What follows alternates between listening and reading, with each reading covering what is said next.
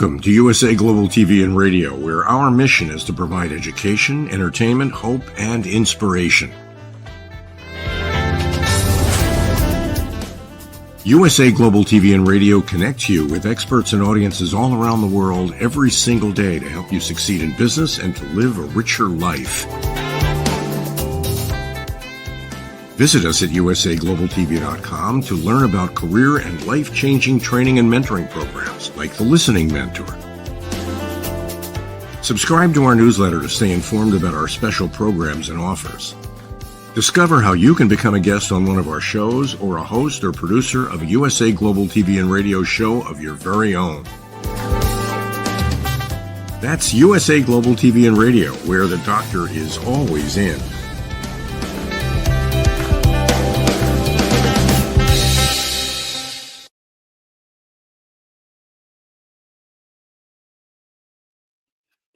Hello, USA Global TV and Radio, to all our regular watchers and listeners. Welcome back. And to everybody that is new, welcome to you guys for the first time.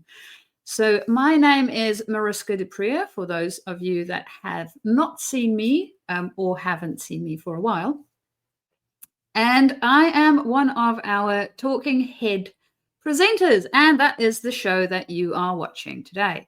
We are here on Talking Heads to help enrich the environment in which you are working, to bring a little bit more humanness into your space when you are on the platform with me.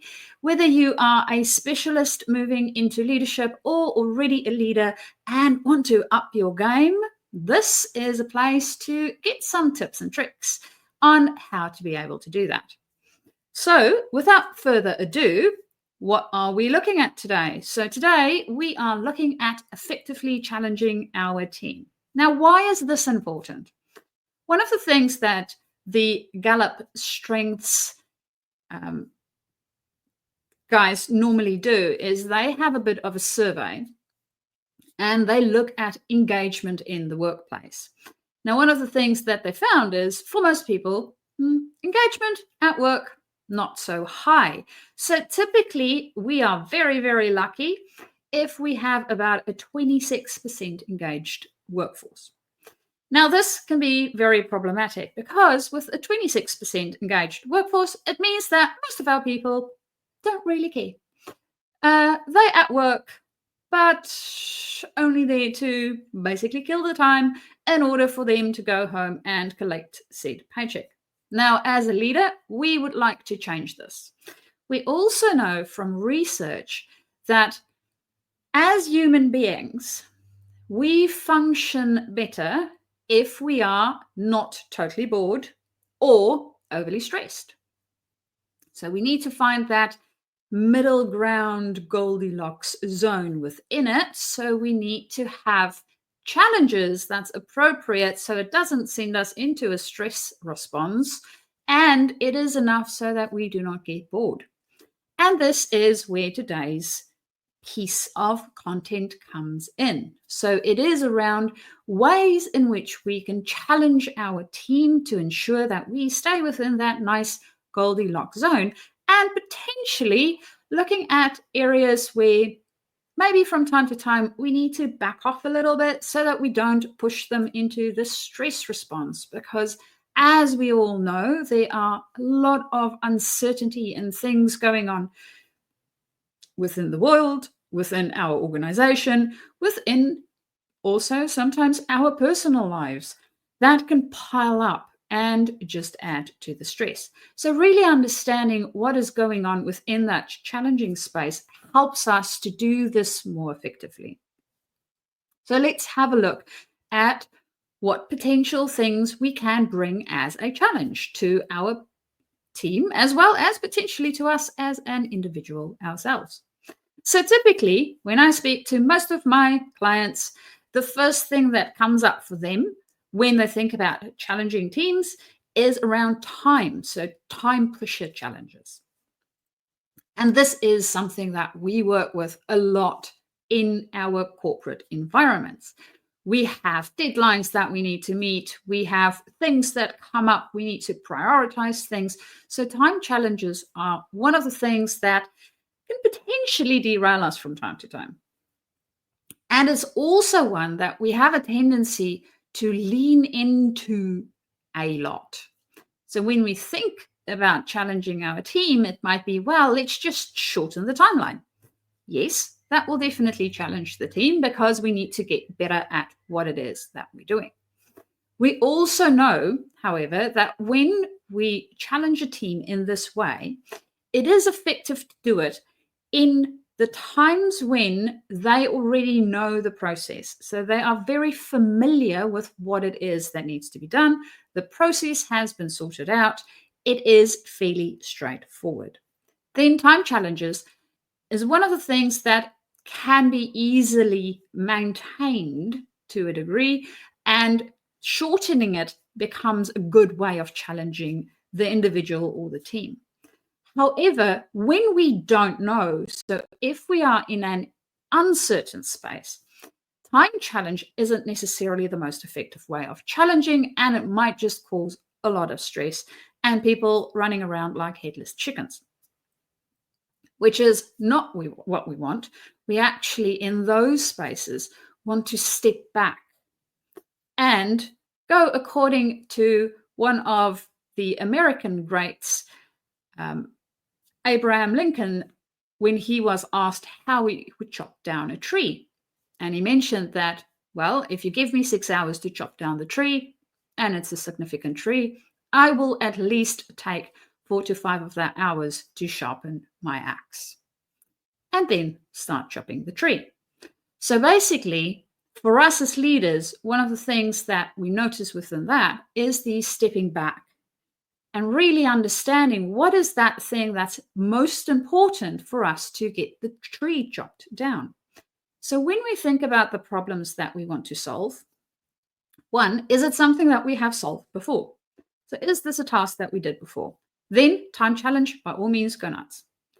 If it was not, and this is something new, this is maybe something novel, this might be a new type of challenge, or the people that is supposed to problem solve this thing have never done it before. Now, to then give them a time crunch would not be effective. What would be effective is sharpening our axe. So how do we do that? Now, typically, when we think about a problem type challenge, the thing to understand is the understanding first. So really understanding what is the problem. So what we want to do is we want to zoom out. We want to take ourselves further away and not jump to this is the solutions that we are seeing, but really understanding the problem. Understanding what it is that we are trying to solve for. The better we can understand it, and the better we can see how it relates to the rest of the system that we are working within and how this problem came about, the easier it becomes to, once we have the solution, implement it. So in that space, the challenge really becomes the understanding of the problem. And that is what we want to then challenge our team on. Is not the getting the thing fixed. Yes, we want to get the thing fixed, but we really need to understand it first before we can get it fixed. So 90% of our time might be spent on the understanding portion. And once we really understand it, and I know for most of you, if you think back about any problems that you have had in your life as a team, once we understand the problem, the solution is apparent. And the solution is actually really easy to implement. So the understanding of the problem is really, really important. And for most of us, when we get into the problem, especially when we have a time crunch and we think about it in the time crunch normal way, we start to run around and try to plug holes. That's not effective because that's not what the problem needs. The problem needs us to understand it first. So that then becomes the challenge. And as a leader, we need to be vigilant enough to see that so that we can help our team to pivot their focus in that area. The other thing when we think about our team and challenging them is around thinking. So say, for instance, we have a team member that has a little bit more expertise within our space. So they might have seen similar type of problems a couple of times. And time crunching them might sort of feel ineffective in the challenging space because they just get it done. So then it really becomes around the thinking and the mastery of. So how is it that we think about this thing? And I had a very interesting conversation with one of my clients a while back around the way that we think about problem solving. And for that specific situation, the thinking wasn't really around the problem itself that they needed to solve. The thinking was, how do I help my team to solve the problem? And that is something that typically, when we are moving from a specialization into one of our leadership spaces, is something that we need to work on as a leader. So it becomes a challenge for us. So really understanding our own thinking and the process that we use to get to the solution of a problem. So it's not about the solution of the problem. It is about the process. And that's where the thinking challenge comes in. So really uncovering that thinking challenge by using questions. So if you are wondering about questions, I did one of my talking heads about questions specifically a little bit earlier, and that is available on our YouTube channel here on USA Global TV and Radio. So go and watch that one if you are interested. But it's really around the thinking. So unpacking that thinking part is what we want to be doing.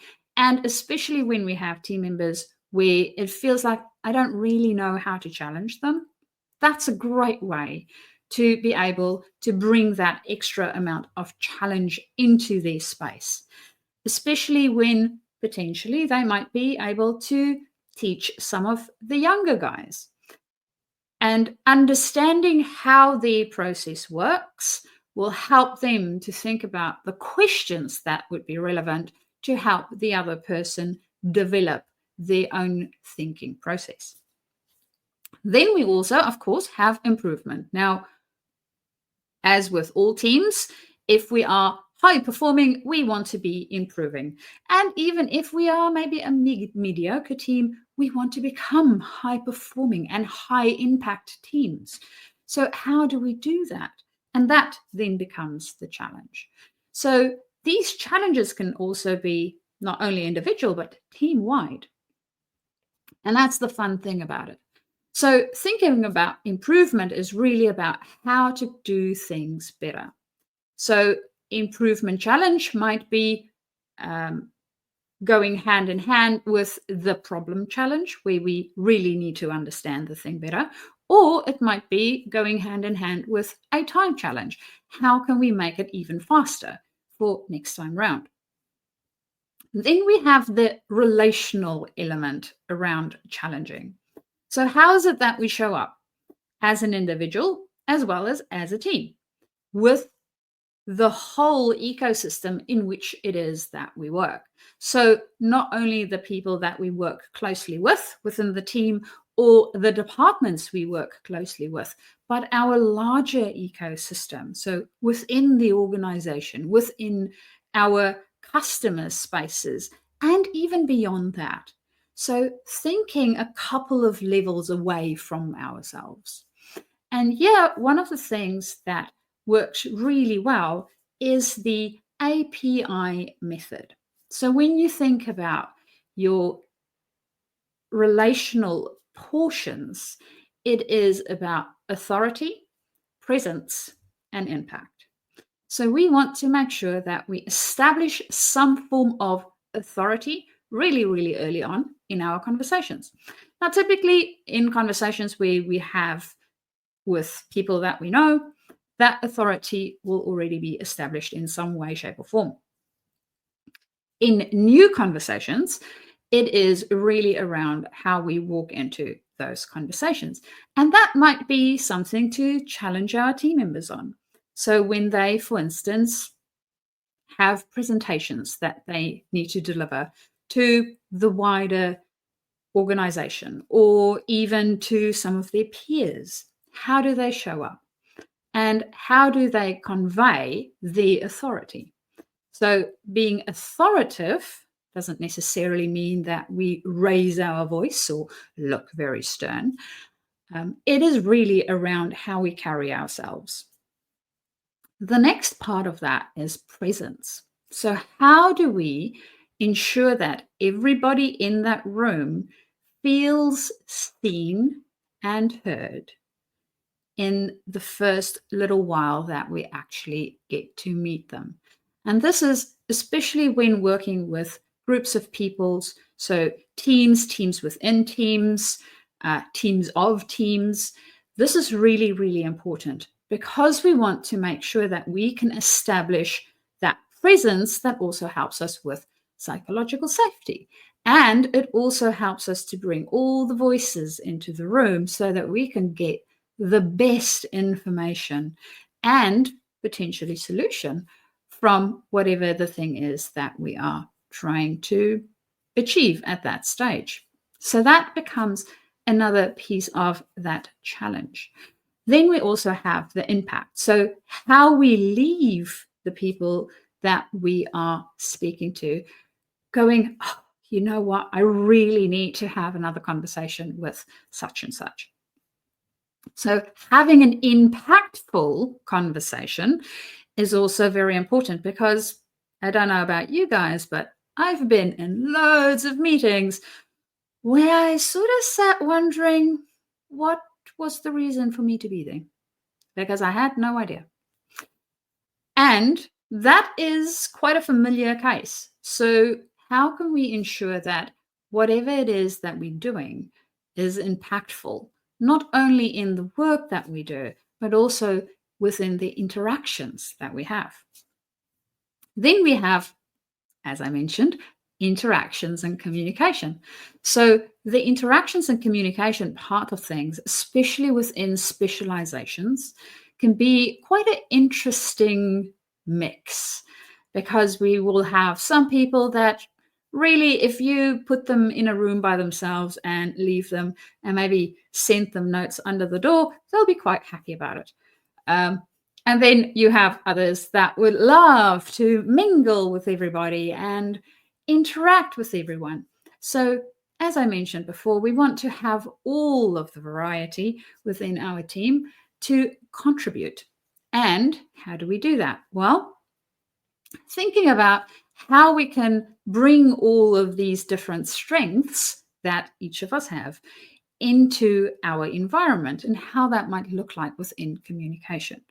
So this is not only for our own team and ensuring that our own team is set up effectively, it is also about our ecosystem, how we as individuals representing the team and the team itself communicate to the rest of our ecosystem. So this might be the departments that we work with closely, and this might be departments that we almost never work with. So making sure that we understand how it is that we want to show up, being intentional about it, and then also what the impact is that we want to have within those spaces. And this can become a really great way of challenging individuals and teams, especially when they're really good at the rest of the stuff that they're doing. And we want them to help to bring that to the rest of the organization, show the rest of the organization the value that we are bringing as well, and be part so that we can create some belonging within that process. So there's a whole bunch of interesting things that happen as soon as we start to ripple these things out. And then, of course, there's this one piece that's so core, is really around the development and learning, because that's also part of why we challenge. Challenging is not only around making things interesting and ensuring that we are engaged in the workforce, it's also about learning and growing as a human being as well as a team. So thinking about our development, growth and learning, what is it that each team member needs? And as you might have noticed throughout this, I've peppered it a little bit with some individual as well as some team things within this process, but really understanding what it is that each individual need, what type of challenge would be the most effective type of challenge for them, as well as what the team as a whole needs within that space so that they are challenged and they can grow and they can learn. And being able to also, knowing that we learn best when we teach others, we can be able to bring that into our environment so that we can share. We can say, for instance, we have the problem that we wanted to solve and we really understood it well. And this is something new. Nobody else has seen it before. Or it might have been something with a bit of a twist. So something sort of familiar, but it had a twist. Some of that uncertainty and clarity was required within it. So being able to share that with the rest of the team so that we can all learn in order not to reinvent wheels, because we really do not have time or the energy sometimes to be reinventing wheels. It's quite unnecessary. So making sure that we learn not only for ourselves, but also from each other is very, very effective. And it builds that engagement. We love to be able to learn with each other, show what it is that we've been up to and how it works. Most people thrive on the ability to be able to do that and then be able to take that into the larger organization, because it is really about being able to not only be a high performing team, but also high impact, and putting that through to the rest of the organization is really helpful within that space too. So not only thinking about ourselves, but how can we then start to challenge everyone else around us in a way where they're not bored and they're also not pushed into that stress response piece. So that is the things that we can take into consideration when we think about challenging not only ourselves as leaders, but also those around us in our team in a way that is effective, and we can actually learn from each other and grow in a healthy way. So with that is the end of our little discussion today. If you have any ideas that maybe I haven't shared around being able to challenge your team and you would like to share them, please do. I'd love to hear from you. I would also love to hear any other things that you have found within your environment that maybe needs a little bit of extra reflection and what you think would be helpful as topics within the space. So to do that, you can get hold of me on my email, which is mariska@journey2discover.com. Or alternatively, you can also find me on my LinkedIn page and write a little message and we can start our conversation. So until next time, I look forward to hearing all the challenges that you are posing to your team and also to yourself in order to develop, learn, and grow. Enjoy it. Until next time. Bye.